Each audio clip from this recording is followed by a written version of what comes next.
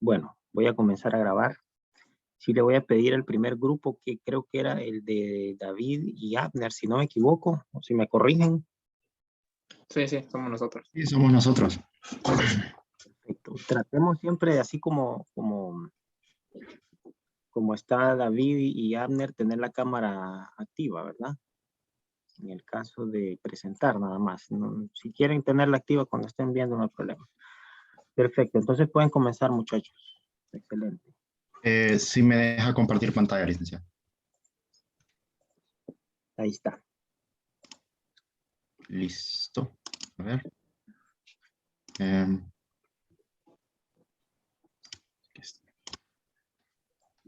¿Alguien sabe cómo lo pongo en pantalla completa? Alt.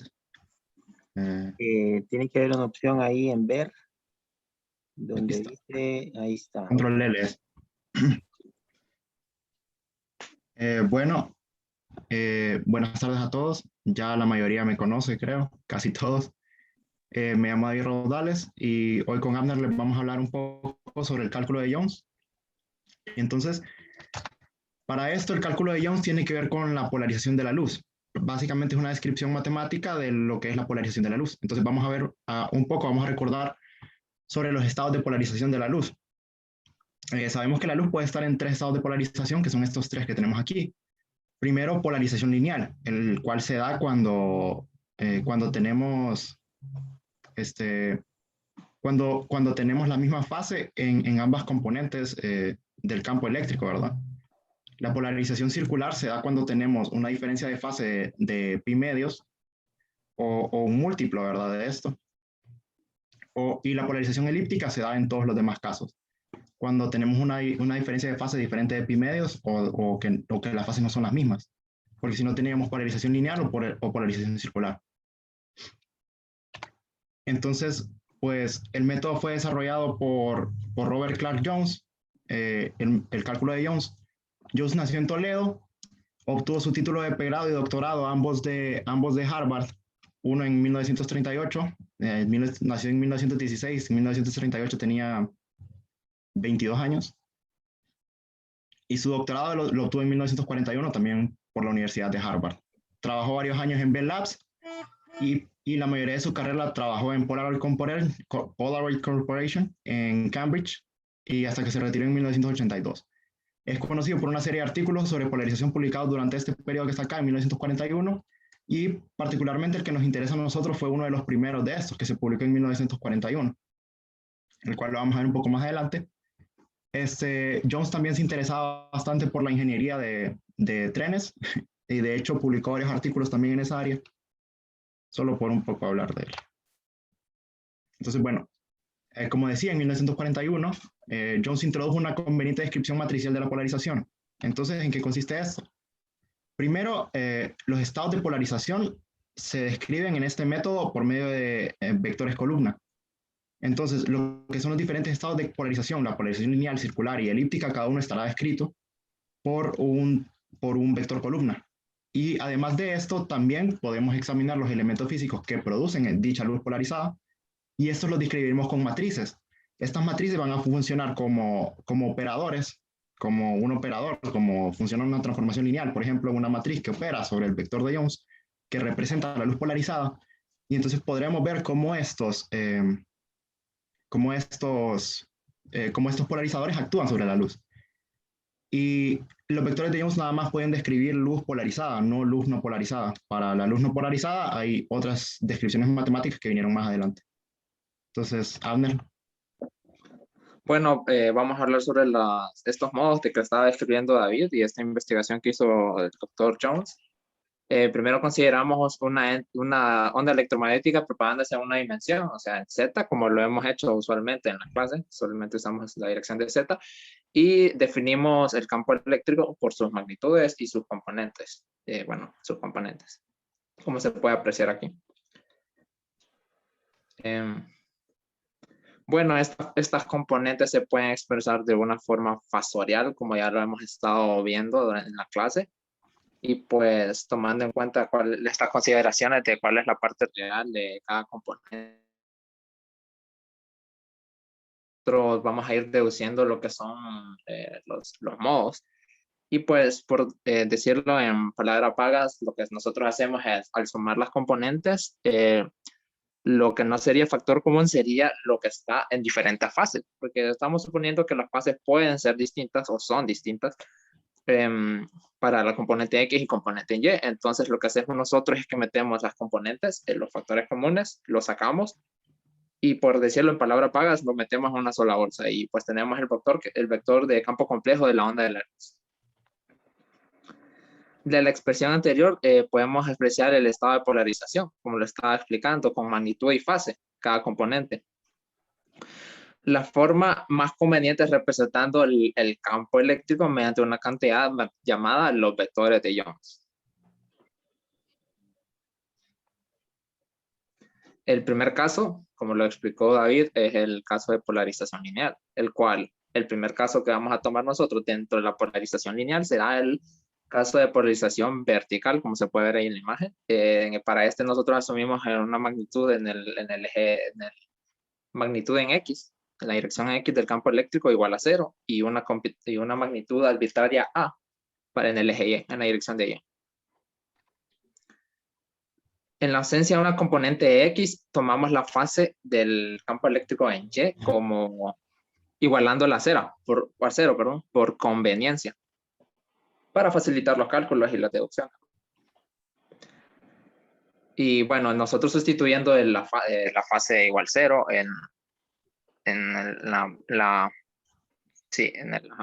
ahí en la expresión que nosotros teníamos, nos queda que tenemos 0 para el componente X, que es la de arriba en la matriz, en la columna matriz, perdón, en el vector columna vertical, en la parte X, y en la amplitud sería pues porque tenemos una fase 0, ¿no? Es como decir que tenemos una exponencial a la 0, sería 1, entonces solo lo que nos queda a nosotros es la expresión que ahí nos queda. Cuando solo nos interesa el modo de polarización, como solo eso es lo que nos interesa, la amplitud puede igualarse a 1. O sea, esto, en otras palabras, lo estamos normalizando, porque a nosotros solo nos interesa pues el modo, la descripción de este tipo de polarización lineal, que es ese vector columna que tenemos ahí. De manera similar, el segundo caso de polarización lineal sería polarización horizontal, el cual nosotros suponemos que la dirección en Y es igual a 0, la fase es igual a X, como lo hicimos en el caso anterior, solo que para la componente en X, ¿verdad? Y pues una amplitud para la componente en X del campo eléctrico igual a, o sea, una componente arbitraria. Y pues nosotros lo que nos queda es algo similar, solo que podría decirse al revés. Bueno, pues nosotros pues ocupamos generalizar esto y pues para un caso donde la polarización sea en un ángulo de inclinación alfa, pues nosotros lo que hacemos es el uso de las de trigonometría básica para poder deducir estas expresiones. Y pues nosotros tenemos que en el componente X tenemos A coseno de alfa y en el componente en Y tenemos A seno de alfa. Y nosotros tenemos ahí pues la amplitud que la podemos sacar de factor común. Normalizando como lo hicimos anteriormente, hacemos la amplitud igual a 1. Y pues nos quedaría lo que nosotros estamos buscando, el modo. Para un vector dado que tengamos los números, valores de A y B, los números reales de una a cierta inclinación, pues nosotros podemos deducir a partir de eso el ángulo de inclinación. Usando la tangente inversa pues sería de Y sobre X, ¿verdad? Entonces, B sobre A. O la componente en Y sobre la componente en Y, como lo había mencionado anteriormente.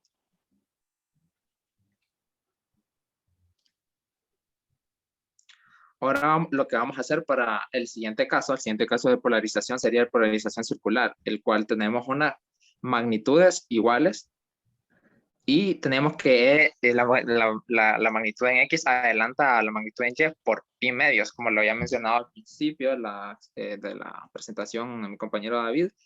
La polarización circular se da por un desfase o una fase total de pi medios. Y pues aquí vamos a hacer ciertas consideraciones para poder ver para qué dirección, porque dependiendo de la polarización circular, se puede polarizar hacia la derecha o hacia la izquierda, como lo vamos a ver posteriormente. Bueno, entonces nosotros tomamos aquí lo que hay que considerar es algo que tal vez no es tan evidente al principio. Nosotros tomamos como que el ángulo de fase de la amplitud en Y es mayor que la amplitud en X. Y esto es porque en el tiempo, el principio, la primera expresión que tuvimos, nosotros para decir estos vectores de Jones, vemos que la componente del tiempo pues está acompañada por un signo negativo. Es decir, que si el desfase o la fase del campo Y es mayor que en el campo X, esto quiere decir que sería al revés, ¿verdad? O sea que la fase en el campo, en la magnitud del campo eléctrico, en la magnitud X, estaría adelantada. Haciendo, pues, considerando estas cosas, lo que se explica aquí, de una forma matemática. Pues entonces el signo negativo nos indica el retraso, como les había mencionado, y pues ahí tenemos una expresión equivalente que podemos usar para la magnitud en X y la magnitud en Y. A coseno omega t y a seno omega t, la frecuencia y su tiempo, en el argumento de estas. Aquí creo yo algo que vale la pena mencionar es que de aquí se evidencia que lo resultante es un círculo, ¿verdad? Porque si recordamos la ecuación de un círculo, nosotros tendríamos que la magnitud del campo eléctrico al cuadrado es igual a las componentes, es igual a la suma de las componentes al cuadrado, ¿verdad? Entonces, al nosotros tomar este x al cuadrado y el y al cuadrado y al elevarlos al cuadrado, ya que coseno cuadrado más seno cuadrado es 1, obtendríamos que esto es igual a a cuadrado, ¿verdad?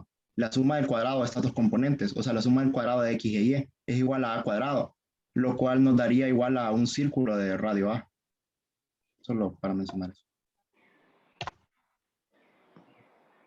Bueno, aquí nosotros lo que tenemos es cuando el tiempo está en un periodo, o sea, la octava parte de un periodo, que debería ser pues justo en la mitad, ¿verdad? Porque tenemos seno de pi cuartos o seno de 45 grados y coseno de 45 grados también. Y pues lo que nos interesa saber a nosotros también es el modo, cómo podemos diferenciar hacia qué lado, como lo había mencionado anteriormente, si va hacia la izquierda, hacia la derecha, o sea, si va de forma horaria o antihoraria. Entonces nosotros teníamos esta expresión, la expresión general, y pues sustituyendo el desfase, nosotros habíamos asumido que el desfase era pi medios, y entonces para hacerlo esto más sencillo, nosotros lo que hicimos fue o lo que hacemos, es que hacemos que el ángulo de fase de la componente X está en 0 y la componente en Y está en pi medios, y pues como está en 0, pues esto nos hace que los cálculos sean mucho más sencillos, y pues nosotros deducimos ese módulo que podemos ver ahí, que tenemos una componente imaginaria. Y pues esto nos ayuda a determinar la forma para una forma circular, una polarización de forma circular. Y pues nosotros lo único que nos haría falta es normalizarlo, que es lo que estamos haciendo, normalizar. Porque a nosotros lo que nos interesa pues son los modos.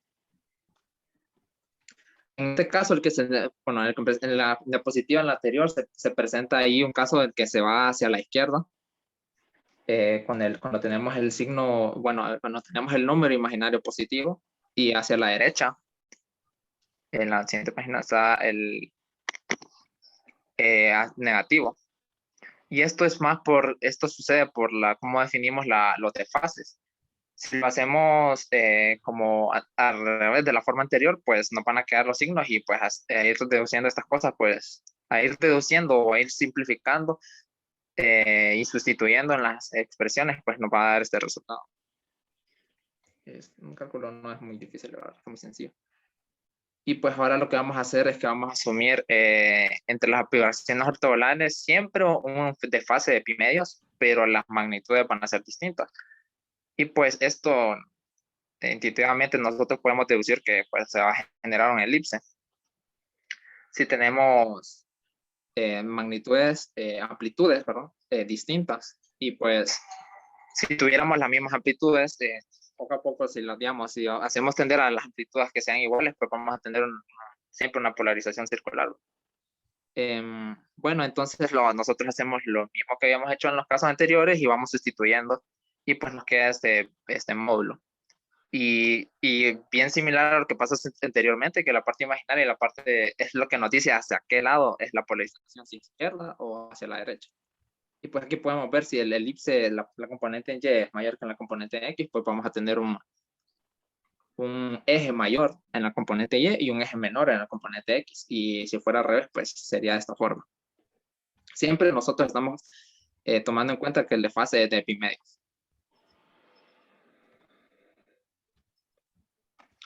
También es posible producir luz elípticamente polarizada con una inclinación semejante de su semieje mayor, como se puede ver aquí en la imagen. Esto ocurre con la diferencia de fase a un ángulo distinto de mpi, como lo había presentado David al principio, que no solo puede ser para un ángulo de pi medio, sino que para cualquier tipo de ángulo. Entonces lo que nosotros aquí hacemos es deducir esto para un caso general. Y siempre nosotros lo que hacemos es que pues tomamos uno de los dos fases de componente en X y componente en Y como 0 para simplificar los cálculos. En este caso lo que nosotros hacemos es la componente en X igual a 0 y la componente en Y igual a epsilon, o sea, un ángulo epsilon que puede ser cualquiera. Tenemos amplitudes distintas. En este caso se puede observar que B es minúscula, pues porque pues implica un posterior cálculo en donde va a quedar un número complejo. Si nosotros desarrollamos, pues nos va a quedar un número complejo y pues nos va a quedar como con seno del épsilon que habíamos mencionado por la amplitud B, y eso lo vamos a nombrar B mayúscula y el otro, en la parte imaginaria C mayúscula. Y pues nosotros de ahí normalizamos, sería cada componente pues al cuadrado, sea al cuadrado más b cuadrado más c cuadrado, todo eso la raíz para poder normalizarlo. Y pues aquí es lo que le estaba hablando pues al principio, creo que no había entrado nadie. Estábamos hablando con el licenciado y pues esto nosotros lo sacamos del libro de Pedrotti, y para sacar esta deducción que hice ahí del vector de Jones, para el caso general se utiliza geometría analítica vectorial, y lo que hacen es que toman ciertas consideraciones y toman una identidad que es tangente de 2 alfas igual a coseno de beta. Estamos tomando un ángulo beta por coseno del desfase, que sería el épsilon. Al desarrollar, pues, nosotros investigamos y pues no encontramos mucha información sobre esta deducción, pero al final, pues nosotros tenemos esta expresión para el tangente de 2 alfa, que sería como para el caso general de los elipses, para la polarización elíptica. También puede mostrarse que... Disculpe, Abner, que lo interrumpa. ¿Me escucha? Sí. Sí. ¿Aparece en el Pedrotti alguna referencia con relación a esa expresión? No. No, para nada, ningún pie de página ni nada. No, en el Pedrotti no nosotros aparece. lo que hicimos fue buscar así en Google, porque no teníamos. Pero no, lo que hacen es sacar una expresión para los semiejes con pura geometría, y entonces si se fija acá se considera un rectángulo que tiene, que aquí mide pues 2e sub 0x y acá 2e sub 0y, y entonces de ahí se va deduciendo esto. Y eso creo que habría que ver, hay que trabajarlo y demostrarlo, pero creo que no es complicado. Está bien. Sí, lo que hacen es eso, sacar una expresión para los semiejes. De hecho, esa se parece bastante a lo que nosotros vimos en trigonometría, geometría y trigonometría para el tangente del ángulo doble, pero la verdad es que es distinto siempre. Sí, okay. Está bien. Bueno, entonces lo que estaba mencionando era también se puede mostrar que de la expresión anterior que estábamos deduciendo, pues que la componente X nos da que su amplitud es A, o su magnitud es A, y componente Y sería B cuadrado más C cuadrado. Esto es sacando la magnitud, o pasando de forma rectangular a polar, ¿verdad? Y pues, y pues nosotros aquí tenemos el caso de superposición de estas polarizaciones, y pues aquí tenemos el caso de circular, y pues sumándolas nosotros lo que notamos es que la amplitud es el doble. Y pues para el segundo caso sería para unas polarizaciones horizontal y vertical. Y al sumarlas nos queda una polarización que está justo en medio, o sea, 45 grados. Bueno, ahora yo les voy a hablar un poco sobre matrices de Jones, que las matrices de Jones básicamente, ¿se me escucha? Sí, sí, se te escucha. Sí, ok. Que las matrices de Jones están para describir a los polarizadores o retardadores, ¿verdad? Están para todos estos elementos ópticos que cambian el estado de la polarización, entonces utilizamos las matrices de Jones dentro del cálculo de Jones para describirlos. Como podremos ver y como ya dijimos antes, estas van a funcionar como operadores. Entonces, estos operadores van a actuar sobre el vector de Jones, que es el tipo de luz, para devolvernos el tipo de luz resultante después de que la luz con cierta polarización atraviese el elemento polarizador, ¿verdad? Bueno, entonces comenzamos con un polarizador lineal. Entonces, ¿qué es un polarizador lineal? Básicamente es un elemento óptico que remueve casi todas las vibraciones del campo eléctrico. Bueno, sí, remueve casi todas las vibraciones del campo eléctrico, excepto las que están en el eje de transmisión, que es este que tenemos aquí. Todas las vibraciones que están en la dirección del eje de transmisión o que tienen plano de vibración paralelo al eje de transmisión son las que van a poder pasar. Entonces, únicamente nosotros tendríamos luz polarizada. Aquí podemos ver en la imagen luz que no está polarizada y al pasar por el polarizador lineal, obtenemos luz polarizada verticalmente, que es esta que está acá. Aquí tenemos un polarizador lineal, este lo sacamos de Thorlabs, es uno de los que vende Thorlabs, que es este modelo que está aquí. La verdad, no, en la descripción no decía de qué estaba hecho, por eso no lo puse. Este está sin montar y aquí ya está montado. Y estas líneas que están aquí son el eje de transmisión, ¿verdad? También tenemos el retardador de fase. Este va a ser uno de los otros tipos. Y entonces este retardador, esta es una placa. Básicamente, estas placas se fabrican con materiales anisotrópicos porque cómo funciona esto es que la luz que no está polarizada, al pasar por esta placa, tiene dos ejes, ¿verdad? Este eje rápido y el eje lento. Esto significa slow access y esto significa fast access. Entonces, las componentes, la componente ortogonal esta que pasa por el eje rápido, entonces va más rápido, ¿verdad? Y la que pasa por el eje lento va más lento. Esto lo que crea es una diferencia de fase entre las dos componentes del campo eléctrico. Y entonces esa diferencia de fase es lo que crea la polarización, ¿verdad? Esto se puede debido a que estos materiales tienen propiedades anisotrópicas, porque claramente no pueden tener las mismas propiedades en todos lados, porque si no, no se podría conseguir esto. Estos materiales están hechos, aquí hay uno. Esta es una placa de mitad de onda. Ya vamos a explicar más adelante qué es una placa de mitad de onda, pero básicamente creo que es intuitivo, ¿verdad? Que hace un retardo de media longitud de onda entre ambas componentes. Entonces, en este montaje de rotación, que aquí está el modelo, ¿verdad? Y aquí tenemos el eje rápido, cómo está identificado dentro de los elementos, por ejemplo, este que lo venden en Thorlabs. Y bueno, lo que está diciendo es que estos elementos están hechos de cristalina de cuarzo con, me parece que era zafiro, pero la mayoría, por lo menos de los que tenía el fabricante, estaban hechos de cristalina de cuarzo y de zafiro o de fluoruro de, a ver, se me fue el nombre, por aquí lo tengo. De fluoruro de magnesio, una aleación de cristalina de cuarzo y fluoruro de magnesio. Y por último tenemos el rotador. Este rotador utiliza el efecto magneto-óptico, que también se conoce como el efecto de Faraday, que básicamente lo que hace es rotar el plano de polarización, y esto debido a las propiedades ferromagnéticas que tienen algunos materiales, ¿verdad? De hecho, este efecto Faraday fue uno de los primeros experimentos que se hizo para comprobar que la luz y el campo magnético tenían alguna relación, ¿verdad? De hecho, porque la rotación de la luz, del plano de polarización, era directamente proporcional a la magnitud del plano de inducción, del campo de inducción magnética. Entonces, ese fue uno de los primeros experimentos que evidenció que la luz y el campo magnético estaban relacionados. Fue desarrollado por Faraday.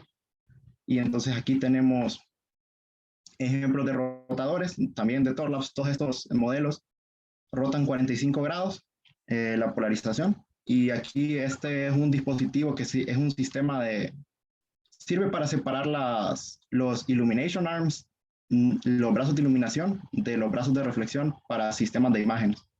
Es lo que es el fabricante. Bueno, entonces ya vamos con las matrices de Jones un poco rápido porque nos quedamos sin tiempo. Entonces, lo que queremos hacer es que queremos crear el conjunto de matrices, ¿verdad? Entonces, primero vamos a comenzar para el caso de un polarizador lineal. Entonces, si nosotros queremos un polarizador lineal con eje de transmisión vertical, como este que está aquí, como este que tenemos aquí, primero lo que vamos a hacer es considerar este polarizador actuando sobre luz verticalmente polarizada. O sea, supongamos que aquí nada más tenemos esta componente aquí. Entonces, esto es luz verticalmente polarizada. Claramente, al pasar esto por este polarizador, ya que transmite la luz que tiene las componentes verticales, ¿verdad? Ya que las transmite. Entonces, al tener nada más luz verticalmente polarizada, esto quedaría igual. Entonces, eso es lo que hacemos aquí. Hacemos que nuestro operador aplique sobre este vector, que es luz verticalmente polarizada, y entonces debería devolvernos también luz verticalmente polarizada. Al hacer aquí la multiplicación matricial, A por 0, B por 1, este es igual a 0, y C por 0 y D por 1, esto es igual a 1, lo hacemos aquí, obtenemos estas dos ecuaciones algebraicas. Y entonces de aquí obtenemos que B es igual a 0 y que D es igual a 1. Ya tenemos dos de los elementos de la matriz. Entonces ahora queremos determinar los otros dos restantes. Ahora, ¿qué otra cosa sabemos de los polarizadores lineales? De que si tenemos de los polarizadores lineales verticales, ¿verdad? Que si luz horizontalmente polarizada, luz horizontalmente polarizada, si el polarizador opera sobre luz horizontalmente polarizada, entonces no obtendríamos luz transmitida, porque no hay componente vertical, ¿verdad? Entonces, sabemos que si este operador que estamos buscando aplica sobre luz horizontalmente polarizada, no obtendríamos luz transmitida. Entonces, esto tendría que dar igual a 0. Otra vez hacemos las operaciones matriciales y aquí se puede ver que esto multiplicado por 0, esto por 0, C por 1 y A por 1, tendremos que A y C son 0. Entonces, finalmente, nada más armamos la matriz sustituyendo A, B, C y D y obtenemos ya la matriz de un polarizador lineal. Un polarizador lineal con eje de transmisión vertical, ¿verdad? Claro está. De forma similar, podemos obtener un polarizador lineal con eje de transmisión horizontal y obtendríamos esta matriz que está acá. ¿Ok? Por ejemplo, si queremos ahora un polarizador lineal con eje de transmisión inclinado a 45 grados con respecto a la horizontal, el proceso es el mismo. Si nosotros tenemos un vector de Jones polarizado con un ángulo alfa a 45 grados, entonces nuestro operador no le haría nada a esta luz polarizada, por decir algo, y tendríamos el mismo vector. Para luz polarizada en dirección perpendicular a esta, se puede ver que estos dos vectores son perpendiculares, ¿verdad? Porque 1 por 1 menos 1 por 1 es 1 menos 1, que es 0. Y entonces, esta luz polarizada en dirección perpendicular debería de dar 0 al aplicarse sobre el operador, que es un polarizador lineal con eje de transmisión a 45 grados. Ya sustituyendo las ecuaciones, haciéndolo directo, obtendremos esta que está acá. Aquí despejando para esto, se puede encontrar que A es igual a B, que C igual a D. Después se puede ver que A es igual a B, igual a C, igual a D, y que esto es igual a un medio. Entonces, si sustituimos esto en la matriz, y obtendremos la matriz del polarizador lineal con eje de transmisión a 45 grados. La verdad es que esto es increíble, ¿verdad? Pues para mí, al menos, esto me pareció increíble cuando lo leí. Me parece súper, ¿cómo se llama? Súper práctico, súper bien pensado. Y espero que para ustedes también, ¿verdad? Porque aquí de igual forma podemos encontrar un vector arbitrario. Porque para un polarizador con eje de transmisión a un ángulo θ, y entonces la luz polarizada que está en la dirección del eje de transmisión estaría dada por esto, ¿verdad? Coseno de θ en X y seno de θ en Y. Y un vector perpendicular a este claramente es este, y al volver a hacer todo el procedimiento nosotros podemos deducir esta matriz que está aquí, que sería la matriz general para un polarizador lineal. Se pueden ver que esto se reduce a estos casos, ¿verdad? Se puede comprobar, no tenemos mucho tiempo para hacerlo, pero se puede comprobar que esto se reduce a los casos particulares. Entonces seguimos con un retardador óptico. Entonces, ¿qué es lo que deseamos con un retardador óptico? Primero que que la fase para un componente se aumente y que la fase para otro componente disminuya, ¿verdad? Entonces aquí vamos a poner las dos sumando, claramente una será negativa y la otra positiva, ¿verdad? Entonces, esto se puede hacer por inspección. Ustedes pueden ver que al multiplicar aquí este por esto y 0 por esto, voy a obtener esta expresión que está aquí, esta expresión que está aquí. Entonces, este operador funciona. Esto se puede obtener nada más por inspección. Y la matriz general para un retardador óptico sería esto.